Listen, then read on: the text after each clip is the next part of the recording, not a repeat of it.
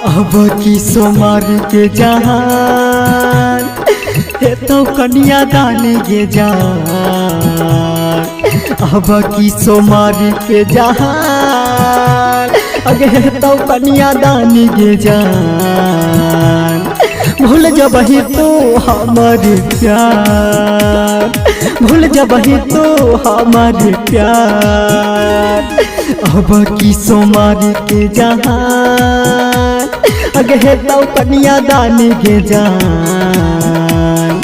अब की सोमार के जहान अगे तो कन्या दान के जान। भूल जबही तो हमारे प्यार, भूल जबही तो हमारे प्यार।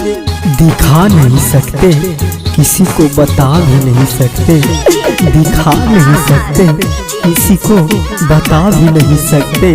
कुछ जख्मों का दर्द ऐसा है लोगों को समझा भी नहीं सकते, समझा भी नहीं सकते।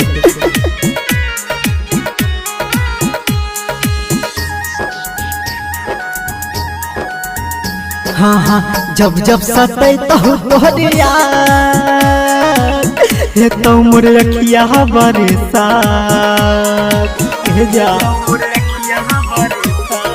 हाँ हाँ जब जब सतै तोहरे याद हे तो मोर अखिया बरसात। होते दोबारा नहीं प्यार टूट गेलै रानी विश्वास। अखिया रोते रही आज होते बन जबही न जा। अब की सोमार के जहान हे तो कन्या दान के जान। अब की सोमार के जहान हे तो कन्या दान के जान। भूल जबही तो हमारे प्यार, भूल जबही तो हमारे प्यार। पास आकर सभी दूर चले जाते हैं, पास आकर सभी दूर चले जाते हैं। अकेले थे अकेले रह जाते हैं, इस दिल का दर्द दिखाए किसे। मरहम लगाने वाला भी जख्म दे जाते हैं, दे जाते हैं। जाके बस वही सहना साथ कैसे के जीतो तोरे यार।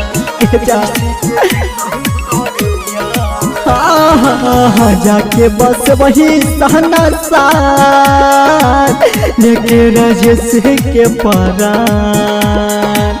केना के भूल जबाही गया कुंदन तूफान गो के प्यार।